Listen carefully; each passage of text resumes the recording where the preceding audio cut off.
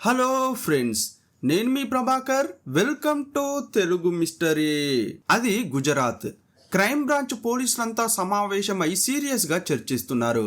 2023 August 15వ తేదీన గుజరాత్ ముఖ్యమంత్రి చేసిన ప్రకటన ఆధారంగా యాక్షన్ తీసుకుంటున్నారు. పోలీస్ కమిషనర్ ఆదేశాల మేరకు డిటెక్టివ్ క్రైమ్ బ్రాంచ్ పాత కేసులపై ప్రత్యేక దృష్టి సారించింది. పెండింగ్లో ఉన్న కేసులను రీఓపెన్ చేసి పరిష్కరించడమే ఆ కార్యక్రమం ఉద్దేశం. అన్ని విభాగాల్లోనూ పెండింగ్ కేసులున్నాయి. ఇక పోలీస్ డిపార్ట్మెంట్లో అయితే భారీగా ఫైళ్లు పేరుకుపోయాయి. సూరత్ క్రైమ్ బ్రాంచ్ విభాగంలోని ఇన్స్పెక్టర్ కొన్ని ఫైళ్లను పరిష్కరించడం కోసం తీసుకున్నాడు. ఇతర అధికారుల దగ్గర ఉన్నట్లే ఆయన దగ్గర కూడా అటువంటి ఫైళ్ల గుట్టలు చాలానే ఉన్నాయి. ఆ ఫైళ్లకు సంబంధించిన విచారణలో అత్యంత వేగంగా సాగుతున్న సమయంలో ఒక ఫైల్పై ఇన్స్పెక్టర్ జేఎన్ జాలా కన్ను పడింది. అది ఒక ఎయిర్ ఫోర్స్ అధికారికి సంబంధించిన కేసు. 2004లో సూరత్లోని రామ్నగర్కు పోలీసులు వెళ్లారు. అప్పటికే ఒక ఇంటి దగ్గర చాలామంది జనం గుమికూడి ఉన్నారు. ఆ ఇంటి గ్రౌండ్ ఫ్లోర్లో అద్దెకు ఉంటున్న మహిళ హత్యకు గురైంది. నడి ఇంట్లో శవమై పడి ఉండడాన్ని చూసిన యజమాని పోలీసులకు సమాచారం ఇచ్చాడు. అందువల్లే పోలీసులు అక్కడికి చేరుకున్నారు. డెడ్ బాడీని క్షుణ్ణంగా పరిశీలించారు. ఆమె తల పగిలిపోయి ఉంది. ఆ ఇంట్లో ఆమెతో పాటు ఆమె రెండో భర్త ఉండేవాడు. కానీ ఇప్పుడు అక్కడ ఆ రెండో భర్త కానీ అతనికి పుట్టిన బాబు కానీ లేరు. ఆ మహిళకు అంతకుముందే 2 ఆడపిల్లలున్నారు. వారు కొన్ని గంటల క్రితమే అమ్మమ్మ ఇంటికి వెళ్ళిపోయారు. ఆ లేడీ తన రెండో భర్త, వారికి పుట్టిన బాబు ఉన్న సమయంలోనే ఈ ఘోరం జరిగిపోయింది. 2 రోజులుగా ఆ ఇల్లు మూసి ఉండడంతో పై అంతస్తులో ఉండే యజమానికి అనుమానం వచ్చి తలుపులు తెరిపించాడు. లోపలున్న దృశ్యం చూసి అతడు ఒక్కసారిగా భయపడ్డాడు. వెంటనే పోలీసులకు విషయం చెప్పాడు. పోలీసులు, ఫోరెన్సిక్ బృందం అక్కడికి వచ్చి ఆధారాల కోసం అన్వేషణ మొదలుపెట్టారు. పరారీలో ఉన్న ఆమె రెండో భర్తే ఈ హత్య చేశాడనే కోణంలో విచారణ సాగింది. అతను నిజానికి సూరత్లో వజ్రాల పాలిషింగ్ పనిచేసేవాడు. అతను స్థిరంగా ఒక షాప్లో కాకుండా వివిధ షాపులకు వెళ్ళి పనిచేసేవాడు. ఆ యువకుడి వయసు 30 ఏళ్ళు. అతనికి సంబంధించిన ఆధారాల కోసం పోలీసులు ఇల్లంతా జల్లెడ పట్టారు. కానీ విచిత్రం ఏంటంటే ఆ ఇంట్లో అతని ఉనికిని చాటే ఒక్క ఆధారం కూడా దొరకలేదు. అతని ఫోటో లేదు, అతను వాడే వస్తువులు లేవు, ఆఖరికి అతను వేసుకునే బట్టలు కూడా మాయమయ్యాయి. హత్య చేసింది అతనే అని పోలీసులకు అనుమానం రావడానికి ప్రధాన కారణం ఇదే. హత్య చేసిన తర్వాత కొడుకుతో పాటు తన బట్టలు కూడా తీసుకుని ఆ యువకుడు అక్కడి నుండి పరారయ్యాడని పోలీసులు అనుకున్నారు. అయితే అతను ఎందుకు ఈ హత్య చేశాడు? అసలు అతనే హత్య చేశాడా? ఆ పిల్లాడిని తీసుకుని అతడు ఎక్కడికి వెళ్ళాడు? ఒకవేళ అతను కూడా హత్యకు గురయ్యే అవకాశం ఉందా? ఇలా పోలీసుల మధ్యలో ఎన్నో ప్రశ్నలు మెదిలాయి. పోలీసులు సూపర్ ఇన్వెస్టిగేషన్ చేసి 22 ఏళ్ల తర్వాత నిందితుడిని పట్టుకున్నారు. ఎన్నో కన్ఫ్యూజన్లు, మరెన్నో మలుపులు కలగలిపిన ఒక డిఫరెంట్ కేసును ఈ వీడియోలో చూడబోతున్నాం. పోలీసులు చేసిన ఇన్వెస్టిగేషన్ కళ్ళు చెదిరేలా ఉండబోతోంది. ఈ కేసులో అసలు ఏం జరిగిందో తెలుసుకోవడానికి ముందు మీ 2 సెకండ్ల టైంను నా కోసం కేటాయించి నా వీడియోలు మీకు నచ్చితే లైక్ చేసి కామెంట్ చేయండి. ఒకవేళ మీరు ఇంకా నా ఛానల్ను సబ్స్క్రైబ్ చేసుకోకుంటే మర్చిపోకుండా ఇప్పుడే సబ్స్క్రైబ్ చేసుకోండి. మీరిచ్చే ఒక్కో లైకు, కామెంటే ఈ వీడియోను మరింత మందికి చేరువ కావడానికి సాయంగా ఉంటుంది. తప్పకుండా ఇప్పుడే వీడియోకు లైకు, హైప్తో పాటు కామెంట్ చేసి వీడియోను కంటిన్యూ చేయండి.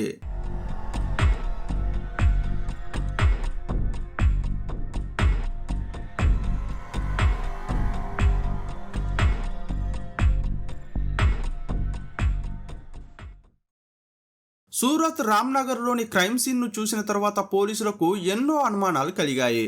ఆ ప్రశ్నలకు సమాధానం కోసం పోలీసులు అతను పనిచేసే డైమండ్ షోరూంల వద్దకు వెళ్ళారు. అక్కడ ఆ యువకుడి గురించి ఆరా తీయగా పలానా షాప్లో పనిచేసేవాడు అక్కడి నుండి మా దగ్గరకు వచ్చేవాడు అని సమాచారం ఇచ్చారు.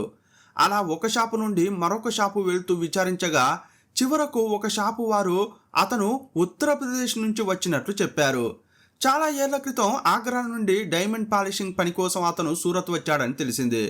పోలీసులకు ఇది మంచి క్లూ. ఇప్పుడు పోలీసులకు అతని పేరు కూడా తెలిసింది. అతని పేరేంటంటే వినోద్ కుమార్ శర్మ. అతని సొంతూరు ఆగ్రా. ఈ విషయాలు తెలియగానే పోలీసులు ఆగ్రాలోని ఆ ఇంటికి వెళ్ళారు. అక్కడ వినోద్ కుమార్ శర్మ అనే వ్యక్తి ఉన్నమాట వాస్తవమేనని కుటుంబ సభ్యులు అంగీకరించారు. కానీ ఆ వినోద్ కుమార్ శర్మ పోలీసులు చెబుతున్నట్లు డైమండ్ పాలిషింగ్ కార్మికుడు కాదు. అతను ఒక ఎయిర్ ఫోర్స్ అధికారి. చాలా కాలం క్రితమే అతనికి ఎయిర్ ఫోర్స్లో ఉద్యోగం వచ్చి వెళ్ళిపోయాడు. అతను జమ్మూ కాశ్మీర్లో పోస్టింగ్లో ఉన్నాడని ఇంట్లో వారికి మాత్రం తెలుసు. కానీ ఎయిర్ ఫోర్స్ ఉద్యోగం వచ్చిన తర్వాత అతను అప్పుడప్పుడు మాత్రమే ఊరికి వచ్చేవాడు. అతను ఎయిర్ ఫోర్స్లోని ఏ ఆఫీస్లో పనిచేస్తున్నాడో కూడా వారికి తెలియదు. కానీ మొదటి పోస్టింగ్ మాత్రం జమ్మూ కాశ్మీర్లో అని తెలుసు. దీని ఆధారంగా పోలీసులు జమ్మూ కాశ్మీర్ చేరుకున్నారు. వినోద్ కుమార్ శర్మ మొదట పనిచేసిన ఆఫీసులో వివరాలు సేకరించగా ఆగ్రాలో విన్న విషయాలన్నీ నిజమని తేలాయి. వినోద్ కుమార్ శర్మ 22 ఏళ్ల వయసులో ఉద్యోగంలో చేరాడు. చిన్న వయసులోనే ఉద్యోగం రావడంతో అక్కడ అందరికీ అతను చాలా ఇష్టమైన వ్యక్తిగా మారాడు. అతని వివరాలు తెలుసుకోవడం కోసం అతని ఫైల్ను బయటకు తీయించారు. ఆ ఫైల్ చూసిన పోలీసులు షాక్ అయ్యారు. ఎందుకంటే అందులో వారు వెతుకుతున్న ఒక్క విషయం మాత్రం లేదు. అదే అతని ఫోటో. సూరత్లో డైమండ్ పాలిషింగ్ ఉద్యోగిగా పనిచేస్తూ పెళ్లి చేసుకుని ఒక లేడీతో కలిసి జీవించిన ఆ ఇంట్లో పోలీసులు ఎంత వెతికినా అతని ఫోటో కనిపించలేదు. ఈ వినోద్ కుమార్ శర్మ అనేక డైమండ్ షాపుల్లో పనిచేశాడు. అతను పనిచేసిన అన్ని చోట్ల పోలీసులు ఫోటో కోసం ఆరా తీశారు. కానీ ఏ ఒక్క షాపులోనూ అతని ఫోటో లభించలేదు. ఇప్పుడు ఇక్కడ కూడా దొరకలేదు. ఇదేంట్రా అని పోలీసులు ఆశ్చర్యపోయారు. అతను నివాసం ఉన్న ఇంట్లో ఫోటోలు లేవు. ఆగ్రాలోని అతని సొంత ఇంట్లో కూడా ఫోటోలు లేవు. ఇప్పుడు జమ్మూ కాశ్మీర్లోని ఎయిర్ ఫోర్స్ ఆఫీసులో కూడా అతనితో సంబంధం ఉన్న ఒక్క ఫోటో కూడా లేదు. ఇదంతా వారికి ఆశ్చర్యంగా అనిపించింది. అతడు ట్రాన్స్ఫర్ అయ్యి వెళ్ళిన ప్రతి చోట వెతికారు. నార్త్ ఇండియాలో పలు ప్రాంతాలకు అతను బదిలీ అయ్యాడు. ఆ ప్రదేశాలన్నింటినీ పోలీసులు ఒకదాని తర్వాత ఒకటి విచారిస్తూ వెళ్తున్నారు. ఆయా ప్రాంతాల్లో పనిచేస్తూ వినోద్ శర్మ చివరకు గుజరాత్ చేరుకున్నాడు. గుజరాత్కు వచ్చిన తర్వాతే వినోద్ శర్మ తన ఉద్యోగాన్ని వదిలేశాడు. దానికి కారణం అక్కడ అతనికి పరిచయమైన ఊర్మిళ యాదవ్ అనే మహిళ. సూరత్లోని ఒక మహిళ డెడ్ బాడీగా దొరికింది కదా, అది ఈమెనే. ఊర్మిళతో వినోద్ కుమార్ శర్మ పరిచయం ఎలా ఏర్పడిందనే విషయంలో పోలీసులకు స్పష్టమైన వివరాలు దొరకలేదు. కానీ ఏదో ఒక విధంగా వారిద్దరూ దగ్గరయ్యారు. వినోద్ శర్మకు ఊర్మిళ పరిచయమయ్యే సమయానికే ఆమె విడాకులు తీసుకుని ఉంది. ఆమెకు 2 ఆడపిల్లలు కూడా ఉన్నారు. వారిద్దరూ చట్టబద్ధంగా పెళ్లి చేసుకుని కలిసి జీవిస్తున్న సమయంలోనే రాజేంద్రన్ అనే బాబు పుట్టాడు. ఊర్మిళ హత్యకు గురైన తర్వాత ఆ బాబు వినోద్ శర్మ ఇద్దరూ మాయమయ్యారు. ఈ సంఘటన 2004లో జరిగింది. 2004లో వినోద్ శర్మ అదృశ్యమైనప్పుడు పోలీసులు యూపీకి వెళ్లి విచారించారు. వినోద్కు సంబంధించిన అన్ని వివరాలు సేకరించి దేశవ్యాప్తంగా గాలించారు. అతను ఎలాగైనా ఆ చిన్న బాబుని తీసుకుని ఏదో ఒక సమయంలో ఆగ్రాలోని తన సొంత ఇంటికి వస్తాడని పోలీసులకు బాగా తెలుసు. అందుకే అతనిపై నిఘా పెట్టారు. మారు వేషాల్లో ఆగ్రాలోని ఇంటి వద్ద తిష్ట వేశారు. రోడ్డు పనులు చేసేవారిగా, మేస్త్రీలుగా, తోపుడు బండ్లపై కూరగాయలు అమ్మేవారిగా రకరకాల వేషాల్లో పోలీసులు వినోద్ శర్మ కోసం వలపన్ని వేచి చూశారు.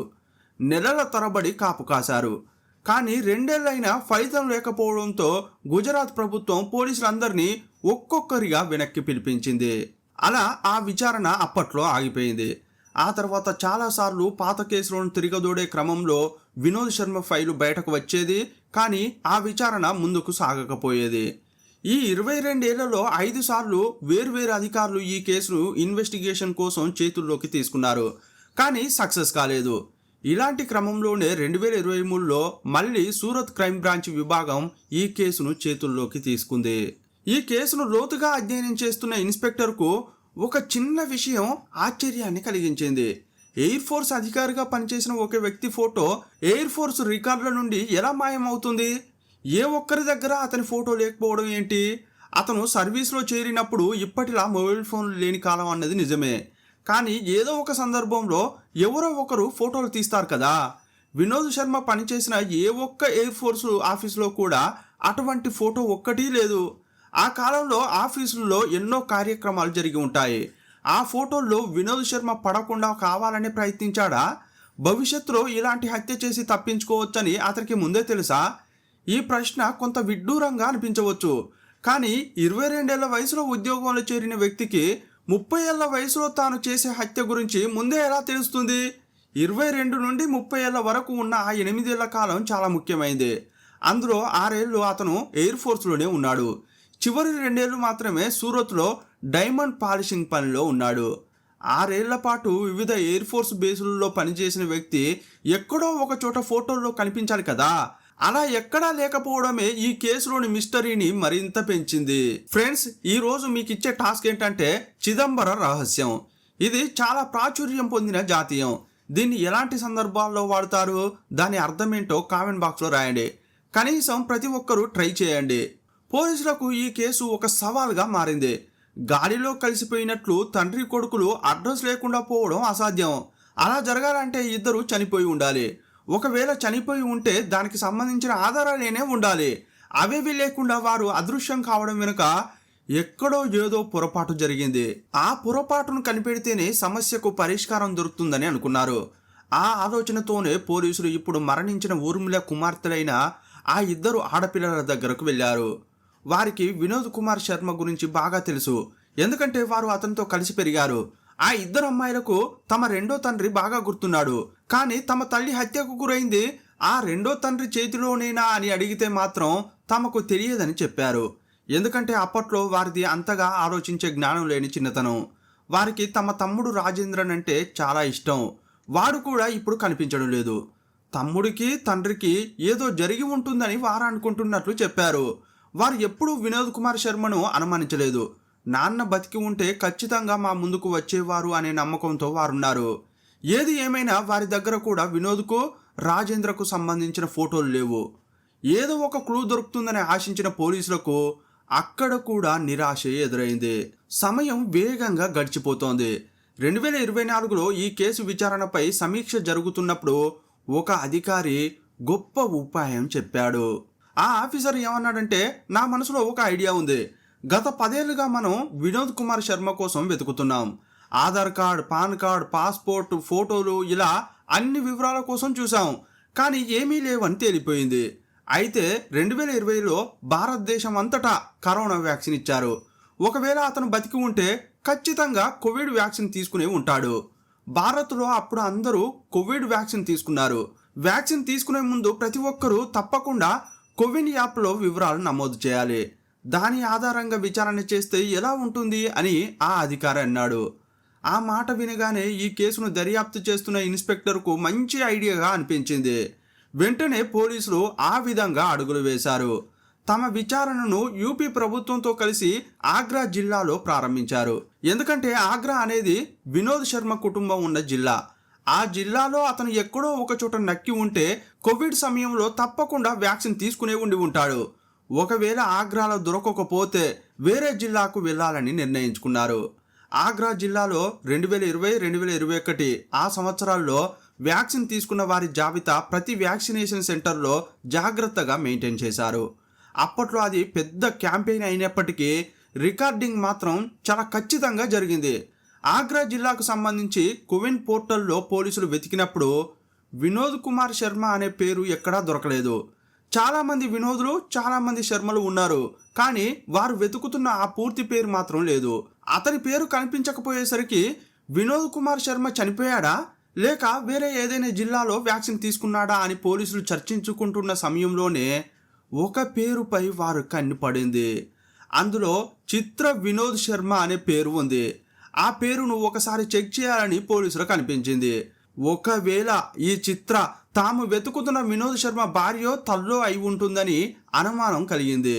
పోలీసులు వెంటనే ఆమె ఆధార్తో లింక్ అయి ఉన్న మొబైల్ నంబర్ను, ఆధార్లో ఉన్న అడ్రస్ తీసుకుని బయలుదేరారు.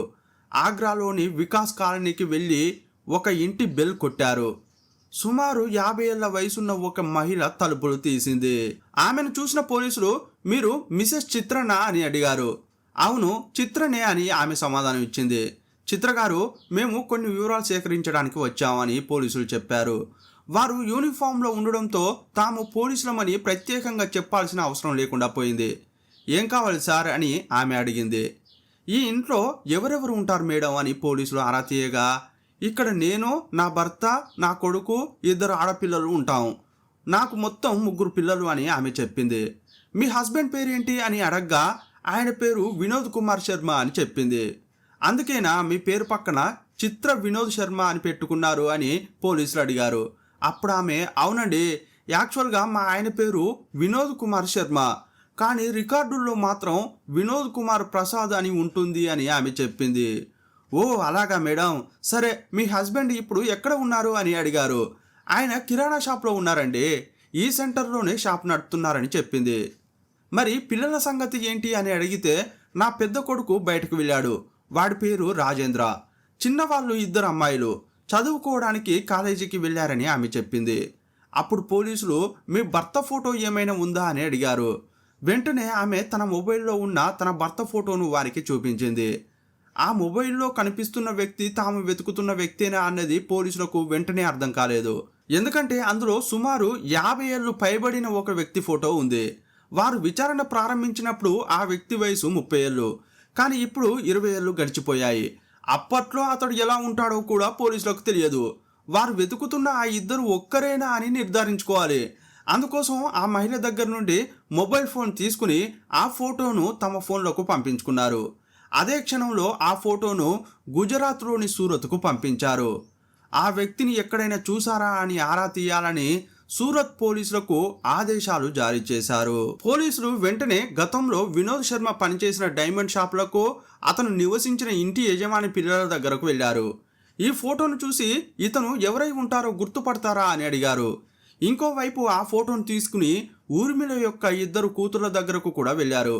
ఒకవైపు ఈ ప్రక్రియ కొనసాగుతుండగానే ఇంకోవైపు ఆగ్రా వికాస్ నగర్లో ఉన్న పోలీసులు చిత్ర చెప్పిన ఆ కిరాణా షాపుకు వెళ్లారు.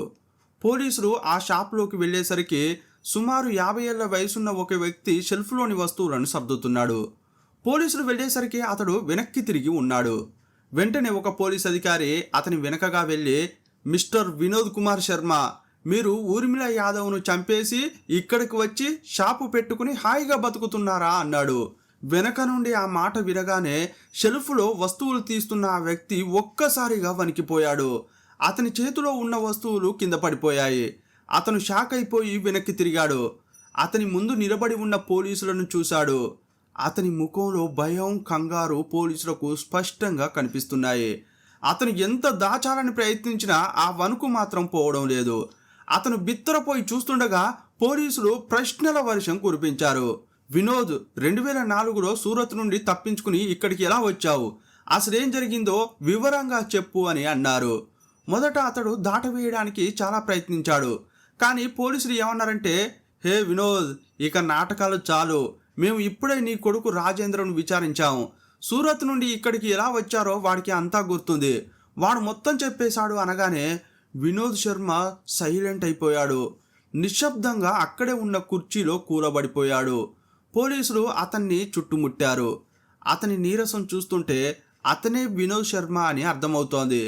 కానీ అతను తాము వెతుకుతున్న హంతకుడేనా అని పోలీసులు ఆలోచిస్తుండగానే వినోద్ కుర్చీలో వెనక్కి వాలి ఇలా అన్నాడు, సార్, నేను చేయకూడని పని చేశానని నాకు తెలుసు, కానీ నన్ను మోసం చేస్తే ఎలా చూస్తూ ఊరుకోను సార్ అని అన్నాడు. ఆ మాట వినగానే ఇతడే హంతకుడు అని పోలీసుల ముఖం వెలిగిపోయింది. అప్పుడు పోలీసులు అసలు ఏం జరిగిందో చెప్పు వినోద్ అని అడిగారు. అప్పుడు అతను తన కథ చెప్పడం మొదలుపెట్టాడు. ఫ్రెండ్స్, ఇప్పుడు చిదంబర రహస్యం గురించి తెలుసుకుందాం. ఎవరికి అంతు చిక్కని విషయం, లేదా ఎంత ప్రయత్నించినా అర్థం కాని రహస్యం, లేదా పైన ఒకటి కనిపిస్తూ లోపల మరో అర్థం ఉండే విషయం గురించి చెప్పాల్సి వచ్చినప్పుడు చిదంబర రహస్యం వాడతారు. తమిళనాడు చిదంబరం క్షేత్రంలోని గర్భాలయంలో ఒక తెర ఉంటుంది. ఆ తెరను తొలగించినప్పుడు అక్కడ విగ్రహం ఏది ఉండదు, కేవలం ఖాళీ ప్రదేశం మాత్రమే ఉంటుంది. దీనినే చిదంబర రహస్యం అంటారు. అంటే దేవుడు ఆకాశంలో అనంతమైన వాడు, నిరాకారుడు అని దీని భావం. చూసేవారికి అక్కడ ఏదో గొప్ప రహస్యం దాగి ఉందని అనిపిస్తుంది. కానీ తీరా చూస్తే అక్కడ శూన్యం తప్ప ఏమీ కనిపించదు. ఎవరైనా ఒక విషయాన్ని చాలా గోప్యంగా ఉంచినప్పుడు, లేదా ఎంత ఆలోచించినా ఒక సమస్యకు పరిష్కారం దొరకనప్పుడు అదొక చిదంబర రహస్యంలా ఉంది అంటారు. ఏదైనా ఒక విషయం పైన చాలా గంభీరంగా ఉండి తీరా లోతుగా విచారిస్తే అక్కడ ఏమీ లేనప్పుడు కూడా దీన్ని వాడుతుంటారు. పోలీసులకు అడ్డంగా దొరికిపోయిన వినోద్ కుమార్ శర్మ ఏం చెప్పాడంటే, సార్, నేను ఎయిర్ ఫోర్స్ అధికారిని. నేను గుజరాత్లో పనిచేస్తున్నప్పుడే ఊర్మిళ పరిచయమైంది. ఆ సమయంలో ఆమె 2 ఆడపిల్లలతో బతకడానికి చాలా ఇబ్బంది పడుతోంది. ఆమె పరిస్థితి చూసి నాకు మొదట జాలి కలిగింది. కొన్నాళ్లకు ఆమెపై ఇష్టం కలిగింది. ఆ ఇష్టం పెరిగి పెళ్లికి దారితీసింది.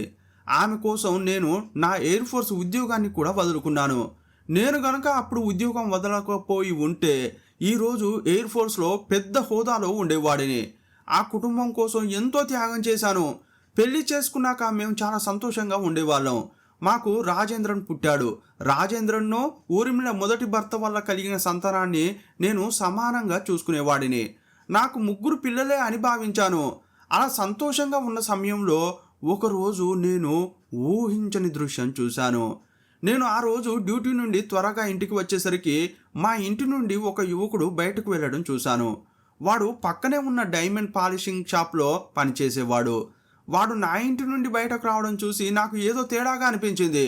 ఇంటికి వెళ్ళాక ఊర్మిళని అడిగితే వాడు ఏదో పని మీద ఊరికే వచ్చాడని చెప్పింది. కానీ అప్పటి నుంచి నాకు ఆమెపై సందేహం కలిగింది. ఆమెకు తెలియకుండా నిఘా పెట్టాను. అప్పుడు నాకు నమ్మలేని నిజం తెలిసింది. ఆ డైమండ్ పాలిషింగ్ కుర్రాడికి ఊర్మిళకు అక్రమ సంబంధం ఉందని తెలిసింది. నేను నా ఉద్యోగాన్ని కుటుంబాన్ని వదులుకుని ఈమె కోసం ఎంతో త్యాగం చేస్తే ఈమె మాత్రం నన్ను మోసం చేస్తోందా అని చాలా కోపం వచ్చింది. ఊర్మిళకు తెలియకుండా ఒక్కో విషయం తెలుసుకోవడానికి ప్రయత్నించాను. ఆ కుర్రాడితో సంబంధం పెట్టుకోవడం కోసమే పగటిపూట కావాలనే పిల్లలిద్దరిని తన తల్లి దగ్గరకు పంపుతోందని తెలిసింది. ఒకరోజు నేను చూడకూడని స్థితిలో వారిద్దరిని చూశాను. ఆ దృశ్యం చూసినప్పటి నుంచి నా మనసులో లేదు. కోపంతో రగిలిపోయాను. అదే రోజు సాయంత్రం ఇంటికి వెళ్ళి కోపంతో ఒక ఇనుపరాడు తీసుకుని ఆమె తల మీద బలంగా కొట్టాను. నేను కొడుతున్నప్పుడు కూడా నా కళ్ళ ముందు ఆ దృశ్యమే కనిపించింది. అందువల్ల కసితీరా ఆ రాడ్తో ఆమె బుర్రను బద్దలు కొట్టాను. ఆ తర్వాత నా కొడుకు రాజేంద్రన్ తీసుకుని ఆ ఇల్లు విడిచి పారిపోయాను అని చెప్పాడు. కానీ ఎక్కడికి వెళ్ళాలో తెలియడం లేదు. పోలీసులకు దొరికిపోతాననే భయం ఒకవైపు, ఈ పిల్లాడిని ఎలా సాదుకోవాలనే బాధ్యత ఇంకోవైపు. ఉండడానికి చోటు లేక, తినడానికి తిండి లేక ఎన్నో కష్టాలు పడ్డాను. ఎన్నో ఏళ్ల పాటు దేశమంతటా తిరిగాను. చివరకు ఆగ్రాకు చేరుకున్నాను. ఇక్కడే నాకు చిత్ర పరిచయమైంది. చిత్రకు నేను బాగా నచ్చడంతో ఇక్కడే ఉండిపోయాను. నా కొడుకు రాజేంద్రను చిత్ర తన సొంత కొడుకులా చూసుకునేది. రాజేంద్ర కూడా ఆమెను అమ్మలాగే ప్రేమించాడని ఇప్పటి వరకు జరిగిన స్టోరీ అంతా చెప్పాడు. వినోద్ కుమార్ శర్మ చెప్పిన విషయాల్లో ఎంతవరకు నిజం ఉందనే కోణంలో పోలీసులు తదుపరి విచారణ జరిపారు. ఊర్మిళ కూతుళ్ళు కూడా ఆ విషయాన్ని స్పష్టంగా గుర్తు చేసుకున్నారు. అవును సార్, ఆ రోజు మా అమ్మే మమ్మల్ని బలవంతంగా అమ్మమ్మ ఇంటికి పంపించిందని చెప్పారు. పైగా తమ తండ్రి వినోద్ ఎట్టి పరిస్థితుల్లోనూ అమ్మను చంపే ప్రసక్తే లేదని బలంగా నమ్మారు. యాక్చువల్గా ఊర్మిళ పిల్లలను కూడా అతడు తన సొంత పిల్లల్లాగే భావించాడు. వారిని ప్రాణానికి ప్రాణంగా చూసుకున్నాడు. ఇప్పుడు తండ్రి చేతిలోనే అమ్మ హత్యకు గురైందన్న నిజాన్ని పిల్లలు తెలుసుకున్నారు. అసలు తండ్రి ఎందుకు అమ్మను చంపాల్సి వచ్చిందో పోలీసులు వారికి వివరించారు. ఆ కథ విన్నప్పుడు ఆ పిల్లల ముఖాల్లో అది దిగ్భ్రాంతో లేక ఆశ్చర్యమో అర్థం కాని పరిస్థితి నెలకొంది. ఇప్పుడు వారిని పిల్లలు అని పిలవలేము, ఎందుకంటే వారిద్దరు ఇప్పుడు యువతులు. ఇప్పుడు వారికి అన్నీ తెలుసుకునే వయసు వచ్చింది. వారికి ఆ పక్కింటి కుర్రాడు ఎవరో కూడా గుర్తుంది. వారి ఇంట్లో ఉన్నప్పుడు కూడా అతను అప్పుడప్పుడు వచ్చి అమ్మతో సరదాగా మాట్లాడుతూ ఉండేవాడు. ఆ దృశ్యాలు వారిద్దరికీ ఇప్పుడు బాగా గుర్తున్నాయి. ఈ సాక్ష్యాలు కూడా లభించడంతో 20 ఏళ్లుగా పెండింగ్లో ఉన్న ఆ కేసును పోలీసులు ఎట్టకేలకు ఛేదించారు. ప్రస్తుతం ఈ కేసు విచారణ జరుగుతోంది. ఒక మనిషిని చంపడం అనేది కరెక్ట్ కాదు. వినోద్ చేసింది తప్పే. కానీ ఆ పరిస్థితిలో తాను వేరే ఇంకేం చేయాలని పోలీసులనే ఎదురు ప్రశ్నించాడు. ఈ నిజం తెలుసుకున్న చిత్ర మరియు కుటుంబం వినోద్ పక్షాన నిలబడ్డారు. ఆయన చేసిన దాంట్లో తప్పేం లేదని వారు వాదించారు. అందమైన సంసారం, ఆడుతూ పాడుతూ పెరిగే పిల్లలు, గౌరవప్రదమైన జీవితం, ఇవన్నీ ఒక్క తప్పటడుగుతో పేక మేడల్లా కూలిపోతాయని తెలిసినా కొందరు ఆ కూపంలోకి దిగుతుంటారు. అక్రమ సంబంధం ఇది బంధం కాదు, జీవితాలను చిన్నాభిన్నం చేసే మహమ్మారి. ఎవరికీ తెలియదులే అన్న ధీమాతో మొదలయ్యే ఈ ప్రయాణం నెమ్మదిగా ఒక వ్యసనంగా మారుతుంది. రహస్యంగా సాగుతున్నంత కాలం అది ఆనందంగా అనిపించవచ్చు, కానీ నిప్పును ఎవరు ఎల్లకాలం దాచలేరు. విషయం బయటకు తెలియగానే మొదట్లో భయం వేసినా ఆ తర్వాత తెలిస్తే ఏంటట అనే నిర్లక్ష్యం మొదలవుతుంది. ఈ అహంకారం కుటుంబ సభ్యుల మధ్య ఉన్న కనీస గౌరవాన్ని కూడా తుడిచిపెట్టేస్తుంది. తల్లిదండ్రుల స్వార్థానికి చివరకు బలయ్యేది అమాయకపు పిల్లలే. వారి భవిష్యత్తు అంధకారంలోకి నెట్టబడుతుంది. సమాజంలో వారు తలెత్తుకోలేక మానసిక వేదనకు గురవుతారు. ఒక తరం చేసిన తప్పు మరో తరానికి శాపంగా మారుతుంది. క్షణికానందం కోసం పరితపించే వారు ఆ ఊబిలో కూరుకుపోయి ప్రాణ స్నేహితులను, ఆత్మీయులను, చివరకు తమ జీవితాలనే కోల్పోతున్నారు. ఈ కేసులో కూడా సరిగ్గా అదే జరిగింది. కట్టుకున్న భాగస్వామిని వంచించి కన్న పిల్లల కన్నీళ్లకు కారణమై పొందే ఆ సుఖం శాశ్వతమా? కళ్ళు తెరిచేలోపే కాలం మించిపోతుంది. అక్రమ సంబంధాలు కాపురాలను కూలుస్తాయి, జీవితాలను బలి తీసుకుంటాయి. ఇది అక్షర సత్యం. ఈ వీడియోపై మీ అభిప్రాయం ఏంటో కామెంట్ బాక్స్లో రాయండి. మరో వీడియోలో మళ్ళీ కలుసుకుందాం. అప్పటి వరకు సెలవు. జై హింద్.